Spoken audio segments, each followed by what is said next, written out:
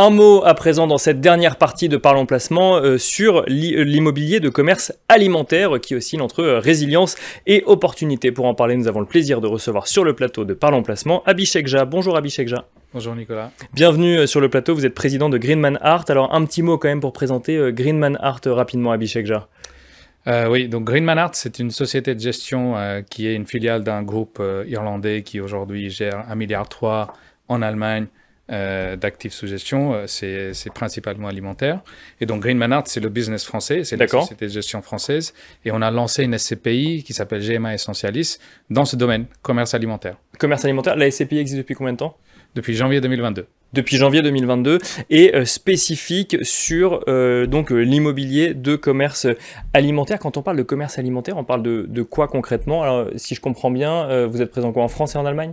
En Europe? Exactement, ouais. Oui, donc nous, on cible la France et l'Allemagne et on achète des supermarchés. Donc, vraiment, les grandes surfaces de 2000 à 4-5 000 mètres carrés, les Carrefour, les Auchan, et Intermarché, etc. Et les équivalents allemands. Parce que c'est pas les supermarchés qui achètent eux-mêmes leurs locaux, c'est des investisseurs qui achètent les locaux des supermarchés. Très bonne question. Oui, en fait, historiquement, ils étaient propriétaires de leurs murs. D'accord. Mais maintenant, depuis plus de 20 ans, ça se démocratise de plus en plus en Allemagne. Donc aujourd'hui, il y a une partie importante de ces murs qui sont détenus par les investisseurs professionnels. Et en France, le marché s'ouvre de plus en plus, donc il y a de plus en plus d'opportunités. Si on parle un petit peu des dynamiques du marché, pour bien comprendre, c'est des investisseurs comme Greenman Art qui achètent les murs, exploités ensuite par des supermarchés. En Allemagne, c'est développé depuis plus longtemps qu'en France. En Allemagne, quelle est la dynamique de marché? Ensuite, en France, quelle est la dynamique de marché? Alors, les deux marchés, il faut savoir que ce sont des deux plus grosses économies en Europe. Oui, bien sûr. Ouais. Le PIB, c'est plus de 6 000 milliards de PIB. Et donc, le volume de transactions dans notre typologie d'immobilier, c'est très élevé aussi. Donc, c'est entre 4 et 6 milliards d'euros par an en Allemagne et environ 2 milliards d'euros en France par an. D'accord. Donc, oui, donc il y a beaucoup de dynamique dans cette classe d'actifs. Que ce soit en France ou en Allemagne, et que vous constatez quel type de rendement on peut attendre sur un investissement comme celui-là? En fait, il faut savoir que on voit que le marché change beaucoup en immobilier en général, mais dans notre typologie d'actifs, le marché est plus ou moins stable. D'accord. En fait, parce que quoi, c'est des baux très longs, par exemple? Absolument. Il y a des baux très très longs. Donc, par exemple, en Allemagne, on peut avoir les baux qui font 15 ou 20 ans fermes, donc sans possibilité de départ. Et en fait, nos locataires, donc les enseignes, comme Edeka, qui est le plus gros acteur en Allemagne, qui a plus de 25% de part de marché, ou Carrefour, on a Carrefour aussi en France qui ont presque 20% de part de marché, eux, ils aiment bien rester dans leur emplacement. Donc, il y a des supermarchés qui sont occupés par les mêmes enseignes depuis 20, 30, 40 ans. D'accord. Donc, ils sont très fidèles à leur emplacement parce qu'ils ont une clientèle très fidèle aussi autour qui font les gens qui font leurs courses, qui ont leurs habitudes. Donc voilà, donc c'est vraiment cette logique de rester très longtemps. Et donc, eux, ils veulent sécuriser l'emplacement aussi. Bien sûr. Parce que aujourd'hui, c'est très compliqué d'acheter un terrain et construire un supermarché de 4000 m² en France ou en Allemagne. C'est très compliqué d'avoir le permis, etc. Donc c'est pour ça que c'est un marché stable. Parce que qui construit les murs? Il y a un parc qui existe déjà. Donc, le stock de magasins, supermarchés ou hypermarchés, ça existe déjà depuis plusieurs années.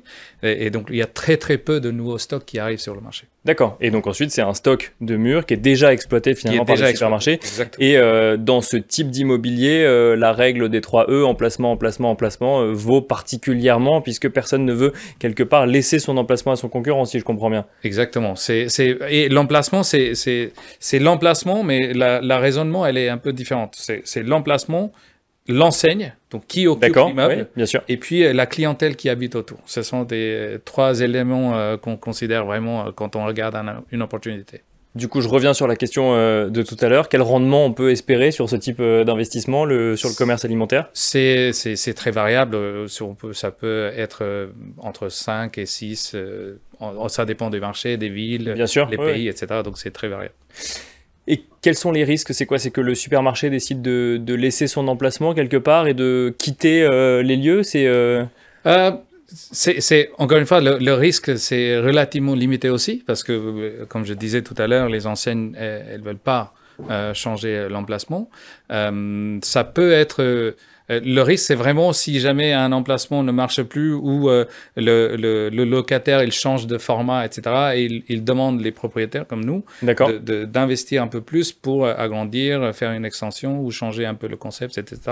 Donc c'est vraiment ça comme risque. Il y a très peu de risques qu'ils changent complètement ou ils partent de leur supermarché. Et justement parce que, comme je disais, c'est très difficile d'avoir un permis de construire un supermarché de 4000 m². Justement, en termes de taille, on parle vraiment de supermarchés de grande surface dans la grande distribution, ou ça vaut aussi pour les enseignes de grande distribution appartenant à des grands groupes, mais plutôt en cœur de ville ou en bas d'immeuble? Non, c'est vraiment les surfaces qui font, je dirais, plus de 1500 m² de surface de vente jusqu'à 4-5 000 m² de surface de vente. Parce que les petits magasins en pied d'immeuble, en centre-ville, etc., ces magasins sont différents. Ils peuvent changer l'enseigne très souvent. Ce sont des baux aussi qui sont souvent 3, 6, 9, comme on dit, 3 ans, 6 ans d'avant. Alors qu'on préfère les baux de 20 ans, c'est ça si je comprends bien. Voilà, exactement. Justement, quand on est professionnel de l'investissement sur ce marché-là, donc si je comprends bien, effectivement, on a des loueurs, enfin des clients qui restent assez longtemps, les enseignes de la grande distribution. En revanche, on en a un nombre limité. Quelle est la stratégie qu'on développe quand on veut réaliser de nouveaux investissements sur ce secteur ? Alors, c'est là où la spécialisation, c'est vraiment, elle est vraiment importante. Nous, on est des spécialistes dans ce métier. Le groupe Greenman est investisseur et gérant de cette typologie d'actifs depuis 20 ans en Allemagne. Donc, nous, on arrive à avoir des conversations directement avec les enseignes, sourcer les actifs, comme on dit, pour acheter les actifs, pour déployer le capital qu'on collecte pour notre SCPI GMA Essentialis. Donc, c'est vraiment quelque chose qu'on maîtrise, on va dire, de A à Z. Et c'est ça ce qui nous permet de relativement facilement, trouver des actifs à investir. Dernière question côté investisseur particulier, puisque c'est quand même l'audience des gens qui nous regardent en direct aujourd'hui. Comment on aborde cette classe d'actifs? Est-ce qu'elle est connue du grand public déjà? De plus en plus, cette classe d'actifs, elle est très résiliente. Donc, quand on parle aux investisseurs ou leurs conseillers, notre raisonnement, notre thèse d'investissement est tellement simple que c'est facilement compréhensible. Bien sûr. Et en même temps, vu qu'on cible France et Allemagne, ce sont des deux pays qui sont de loin les deux plus grosses économies en Europe. En plus, pour un investisseur français particulier, il y a aussi un avantage fiscal sur le revenu allemand qui est généré. D'accord. Donc, il y a aussi tous ces éléments-là qui jouent, qui ont un rôle important. Donc, c'est un intérêt d'aller investir sur de l'immobilier de commerce alimentaire en Allemagne quand on est investisseur français, par exemple? Oui, absolument. Donc, parce que le revenu qui est généré en Allemagne, il y a un prélèvement à la source. Donc, l'État prélève une partie. Et puis, le reste, sur le reste qui est reçu en France, il y a un avantage fiscal. Merci beaucoup, Abhishek Jacques, de nous avoir accompagnés donc, dans Parlons Placement. Je rappelle que vous êtes président de Greenman Art. Merci beaucoup. Merci Nicolas. Merci à vous également de nous avoir suivis. Je vous rappelle que vous pouvez nous retrouver en replay et on se retrouve donc pour un prochain live au mois de septembre. Merci beaucoup.